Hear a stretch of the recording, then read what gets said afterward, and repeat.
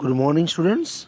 We welcoming in our online session MVM College of Commerce, Management and IT, Rajkot,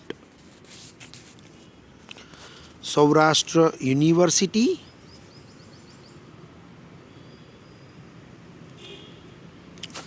BCom same 4 students. We welcoming in semester 4. Subject Corporate Accounting 2.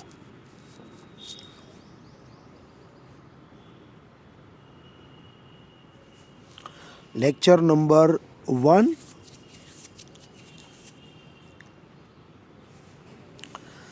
BCom semester 4, 3 third subject corporate accounting 2. Name of the course is corporate accounting 2. Course credit is 3 and teaching hours is 45 hours and total marks is 100. 30 marks is internal and 70 marks is related to external paper. Objective of this subject to provide basic knowledge and skills to the students about corporate accounting principles and practices. In this subject, there are the 4 different units we are study. Amalgamation of companies, it is first unit. 12 number of lectures are required. Introduction, meaning and concept, purposes and legal guidelines of the Companies Act 2013. Accounting treatment as per Indian Accounting Standard 14.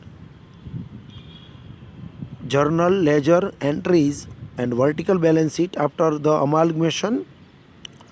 Practical questions excluding intercompany holdings. એટલે કે ઇન્ટરકંપની હોલ્ડિંગ્સના question છે એ તમારે calculate કરવાના નથી. Absorption of companies, introductions, meaning and concepts, purposes and legal guidelines of Companies Act 2013, accounting treatment as per the Indian Accounting Standard 14, journal, ledger, entries, vertical balance sheet after absorption, and practical questions excluding intercompany holdings. It is our second unit. Then third unit is voluntary liquidation of company. 11 lectures are required. In this unit, introduction and meaning, modes of winding up, legal guideline of the Companies Act 2013, disbursement of liquidator's final statements of account, allocation of capital deficiency and practical questions. And unit number 4 is only related to theory, interpolation, financial reporting standard IFRS. Only theory topics are covered.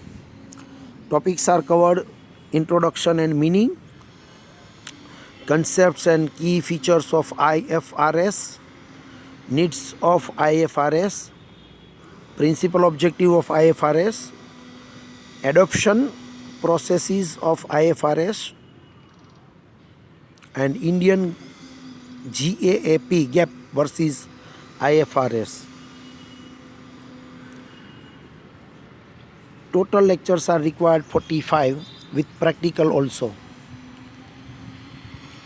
Today we are start our first unit number 1, amalgamation of companies. In this topic, we are including introduction, meaning, concepts, purposes and legal guidelines of the Companies Act 2013, accounting treatment as per the Indian Accounting Standard 14, journal, ledger entries, vertical balance sheet after the amalgamation, and practical questions excluding intercompany holdings. So these points are to be covered. We start from introductions. During the last some years, many amalgamations have taken place. Like that, two tea companies, Brook Bond India Limited and Lipton India Limited, combined and formed a new company called Brook Bond Lipton India Limited. It is a amalgamation. ભૂતકાળની અંદર એક hero company અને Honda કંપનીએ પણ amalgamation કરેલું હતું. Hero company અને Honda company બે જોઈન્ટ થાય અને new company Hero Honda start કરે તો it is called for amalgamation. એને આપણે અમાલ્ગમેશન તરીકે ઓળખી શકીએ છીએ. આ ઉપરાંત Hindustan Lever limited absorb the Tata oil mills limited. તો આ એબ્ઝોર્પ્શન થયું કે એક કંપની બીજી કંપનીને પોતાની અંદર સમાવી લે તો એને એબ્ઝોર્પ્શન થયું કહી શકાય. બરાબર. તો બે અલગ અલગ કંપનીઓ જ્યારે જોઈન્ટ થાય, બે કંપનીઓ ભેગી થશે તો it is called for amalgamation. આપણે મિનિંગ જોઈએ. Meaning of amalgamation, absorption and reconstruction. બે અલગ અલગ કંપનીઓનું અમાલ્ગમેશન થાય, એબ્ઝોર્પ્શન થાય અને રિકન્સ્ટ્રક્શન્સ થાય. તો ફર્સ્ટ મિનિંગ છે amalgamation. When two or more companies carrying on similar business decide to combine, a new company is formed to take over their business. This process is known as amalgamation. Again I repeat, when two or more companies carrying on similar business, એક સરખો business ધરાવતી હોય એવી બે કંપનીઓ decide to combine, ભેગું થવાનું વિચારે, and a new company is formed to take over their business, so it is called for amalgamation. Existing companies go into the liquidation. એટલે કે અહીંયા જે કંપની ચાલુ છે એનું લિક્વિડેશન થઈ જશે, એ કંપની બંધ થઈ જશે અને new company will issue its shares in satisfaction of the purchase price and they would be given to the shareholder of the existing companies. એટલે કે ન્યૂ કંપની સ્ટાર્ટ થશે અને ન્યૂ કંપનીના શેર્સ છે એ ઓલ્ડ કંપનીના શેર હોલ્ડરને આપવામાં આવશે અને ઓલ્ડ કંપની છે એ ક્લોઝ કરી દેવામાં આવે તો ઇટ ઇઝ કોલ્ડ ફોર અમાલ્ગમેશન. એક એક્ઝામ્પલ આપું. સપોઝ એ કંપની છે, એવો જ સિમિલર બિઝનેસ કરવાવાળી બીજી કંપની છે બી કંપની, અને એ કંપની અને બી કંપની બંને ભેગી થાય અને ન્યૂ કંપની સ્ટાર્ટ કરે અને ન્યૂ નેમ રાખે એ બી કંપની લિમિટેડ, તો it is called for amalgamation of two companies. Okay. Now the meaning of absorption. When one of the existing companies takes over business of another company or companies, it is known as absorption. આનો મતલબ કે એક existing company હોય એ બીજી કંપનીને પોતાની અંદર સમાવી લે, એબ્ઝોર્બ કરી લે. It is called for absorption. મેં તમને હમણાં જ નામ આપ્યું અરવિંદ મિલ્સ અને રોહિત મિલ. અરવિંદ મિલે રોહિત મિલને પોતાની અંદર સમાવી લીધી. બરાબર. તો આ જે કંપની બની છે અરવિંદ મિલ બનશે, એને એબ્ઝોર્પ્શન કર્યું કહેવાય. બરાબર. તો આ પ્રમાણે જે થાય એ એબ્ઝોર્પ્શન થયું. એમાં એક કંપની ચાલુ રહેશે અને બીજી કંપની છે એ બંધ થશે અને પોતાની અંદર સમાવી લેવામાં આવશે. થર્ડ મિનિંગ છે reconstruction. Reconstruction has an altogether different purpose. It is undertaken with a view to righting of past losses or to reorganize the capital structure. There are the two types of reconstructions. Number one is internal reconstruction and number two is external reconstructions. All of you know we are studying about the previous semester internal reconstruction. આપણે internal રિકન્સ્ટ્રક્શન્સ previous સેમેસ્ટરની અંદર study કરેલું છે. Okay.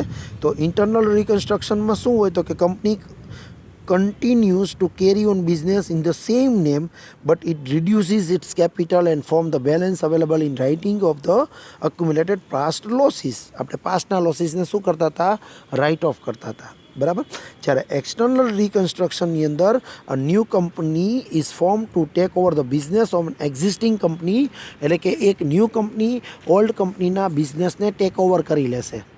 આવી રીતે જ્યારે કરે તો it is called for external reconstructions કહી શકાય. Clear. Next, purposes of amalgamation and absorption. Following are some of the purposes for which the two or more companies combine by amalgamation or absorption. Number 1, to eliminate or reduce competition. Here the spelling is wrong. COMPETITION. Competition. Okay. Companies carrying on the similar business may wastefully compete with each other and incur losses. ધારો કે બે company અંદરો અંદર competition કરે અને બંને કંપનીને loss જાય, બરાબર, એવું થતું હોય છે ઘણીવાર. તો આવું અવોઇડ કરવું હોય, to avoid the such situations they may combine either by amalgamating and forming a new company or by one company absorbing the another company. It is called for eliminate or reduce the competition. એટલે કે બે company જો ભેગી થઈ જાય તો ભેગી થવાના કારણે બે કંપનીનો પોતાનો લોસ જે છે એ સફર કરવો પડશે નહીં. તો આવું કરી શકાય છે. રિડ્યુસ કરવું હોય લોસને અથવા તો એલિમિનેટ કરવું હોય લોસને, તો એના માટે બે કંપની છે એ અમાલગમેટ કરે છે. Number 2, second purpose is to combine financial and technical resources. If two companies combine their businesses, both may get the benefits of technical expert as well as the latest techniques or of productions. Even in the field of research, both may make considerable progress as the resources of both are pulled together. એટલે કે બે અલગ અલગ કંપનીઓ હોય, બરાબર, તો અલગ અલગ કંપનીઓ જ્યારે ભેગી થાય, બરાબર, ત્યારે બેયની કંપનીના જે કાંઈ પણ બેનિફિટ છે, ટેકનિકલ એક્સપર્ટ છે, બરાબર, એના બેનિફિટ બેયને મળી શકે છે. એક કંપનીના બેનિફિટ છે બીજી કંપનીને ઇઝીલી એમાં મળી શકે છે. તો આવી રીતે તમે ટેકનિકનો ઉપયોગ કરવા માટે પણ અમાલગમેશન કરી શકો છો. Third one is economics of large scale production. Purchases on large scale may be result into a sustainable benefit in the form of quantity discounts as well as special price concessions. Other benefits of large scale business are selling on large scale and reducing the stock considerably. તમે જ્યારે એક સાથે બહુ મોટા જથ્થાની અંદર, બરાબર, purchase કરવા જાઓ તો તમને બેનિફિટ મળે છે, ડિસ્કાઉન્ટ મોટું મળતું હોય છે. તમે એક વસ્તુ લેવા જાઓ એની બદલે વધારે વસ્તુ લેવા જાઓ તો તમને ત્યારે ડિસ્કાઉન્ટ કરી આપવામાં આવે છે. અને ઘણી વખત able to reject the unreasonable demand of workers હોય, making effective representation before the government હોય, enabling of the sale by products હોય કે એડિંગ ટુ ધ પ્રોફિટ્સ હોય, તો એના બેનિફિટ પણ તમે ઇઝીલી લઈ શકો છો. લાર્જ સ્કેલમાં આ બધા બેનિફિટ મળે, બરાબર, સિંગલમાં તમને આવા બેનિફિટ મળી શકે નહીં. And last one, benefits of centralization. When two or more business combine, there would be considerable savings in the administrative expenses. Planning and service departments may be organized and benefits of specializations are obtained. આનો મતલબ તમને બે company જ્યારે joint થઈ જાય છે ત્યારે બે કંપનીના જે એડમિનિસ્ટ્રેટિવ એક્સપેન્સીસ હોય એ પણ બચે છે. કારણ કે એડમિનિસ્ટ્રેટિવમાં એકની જ રિક્વાયરમેન્ટ હોય અને બેયનું કામ થઈ જતું હોય તો આપણે એક પર્સનને જ અપોઇન્ટ કરશું અને બેયનો બેનિફિટ લઈ શકાય છે. એ ઉપરાંત પ્લાનિંગ એન્ડ સર્વિસ ડિપાર્ટમેન્ટ્સનો પણ તમે યુઝ કરી શકો છો. Organise and benefit of specialisations are obtain. ઘણા બધા પ્રકારના તમને બેનિફિટ છે એમાં મળી શકે છે. Of course, such amalgamations may be beneficial to the companies concerned, but they are generally harmful to the society. હા, અહીંયા બે કંપનીનું તમે અમાલગમેશન કરો છો તો એનાથી બેનિફિટ 100% થાય છે. કંપનીને તો 100% બેનિફિટ થશે, પણ મે બી એ ક્યારેક સોસાયટી માટે હાર્મફુલ પણ હોઈ શકે છે. એનાથી અનએમ્પ્લોયમેન્ટ પણ ઊભું થાય છે, બરાબર, કારણ કે બે કંપની જોઈન્ટ થાય તો અનનેસેસરી સ્ટાફ હશે, બરાબર, તો એને છૂટા કરી દેશે, તો એના કારણે અનએમ્પ્લોયમેન્ટ પણ જોવા મળી શકે છે. બીજા નંબરમાં ઘણી વખત બે કંપની કોમ્પિટિશન કરતી હોય તો એનો બેનિફિટ છે એ કસ્ટમરને મળતો હોય છે. એ પણ ઘણી વખત હવે કસ્ટમરને બેનિફિટ મળવાનો બંધ પણ થઈ જતો હોય, તો આ વસ્તુ પણ બની શકે છે ઘણી વખત. તો આનો મતલબ એવો થયો કે જેમ સારી વસ્તુ છે અમાલગમેશન અને એબ્ઝોર્પ્શનની, એમ એક બે પોઈન્ટ ખરાબ પણ હોઈ શકે કે એના ડિસએડવાન્ટેજીસ પણ હોઈ શકે છે. Okay, small traders, manufacturers are eliminated, which is clearly disservice to the society. જ્યારે બે કંપનીઓ અમાલગમેટ થાય ત્યારે એ લોકોને બહુ મોટો લોસ જવાના ચાન્સ રહે છે. આ ઉપરાંત આપણે પર્પઝીસ ઓફ રિકન્સ્ટ્રક્શન્સ પણ જોઈ શકીએ, બરાબર, કે the purpose of reconstructions are entirely different from those of amalgamations. Amalgamation અને એબ્ઝોર્પ્શનના જે પર્પઝીસ છે એના કરતાં રિકન્સ્ટ્રક્શન્સના પર્પઝીસ ડિફરન્ટ છે. Financially weak company undertakes reconstructions for writing of fast accumulated losses. જે કંપની ફિનાન્શિયલી બહુ લોસ કરતી હોય અથવા તો જે કંપની બહુ મોટા ફિનાન્શિયલ લોસમાં આવી ગઈ હોય એવી કંપની માટે રાઇટિંગ ઓફ પાસ્ટ અક્યુમ્યુલેટેડ લોસીસ એટલે કે જે લોસ છે એ રાઇટિંગ ઓફ કરવો જોઈએ અને ઓપ્ટેન સમ એડિશનલ વર્કિંગ કેપિટલ ક્રિએટ કરવી જોઈએ, એવું એના માટે ઇન્ટરનલ રિકન્સ્ટ્રક્શન છે એ હેલ્પફુલ થાય છે. Sometimes reconstructions becomes inevitable and at times it is only desirable and not essential. If it is inevitable, it entitles some sacrifice on the part of the shareholder as well as the creditors. ઘણી વખત અમુક creditors માટે કે એના માટે એ losses પણ હોઈ શકે અથવા તો એના માટે એ બેનિફિશિયલ હોતું નથી, એવું પણ ઘણી વખત બની શકે. At that time it may be undertaken with a view to effecting so that a particular branch or department may work as an independent unit. અને ઘણી વખત આપણે રિકન્સ્ટ્રક્શન્સ કરીને એક પાર્ટને છૂટો પણ પાડી શકાય છે, જુદો પણ કરી શકાય છે, બરાબર. તો આ પર્પઝીસ થયા રિકન્સ્ટ્રક્શનના. Okay, so this is the theory portions. એક્ઝામમાં થિયરી પૂછાતી નથી, જસ્ટ તમારા નોલેજ માટે છે. આ ચેપ્ટરમાંથી એક્ઝામમાં 2 ક્વેશ્ચન 20 માર્ક્સના પૂછાય છે. 2 20 માર્કના ક્વેશ્ચન પૂછાશે. આઈધર વન તમારે એમાંથી એટેન્ડ કરવાનો રહેશે. બેમાંથી કોઈ પણ એક તમે એટેન્ડ કરી શકો છો. Clear that? તો આ પ્રમાણે તમારે ક્વેશ્ચન છે એ કેલ્ક્યુલેટ કરવાનું રહેશે. નેક્સ્ટ લેક્ચરથી આપણે પ્રેક્ટિકલ પોર્શન ઉપર જશું.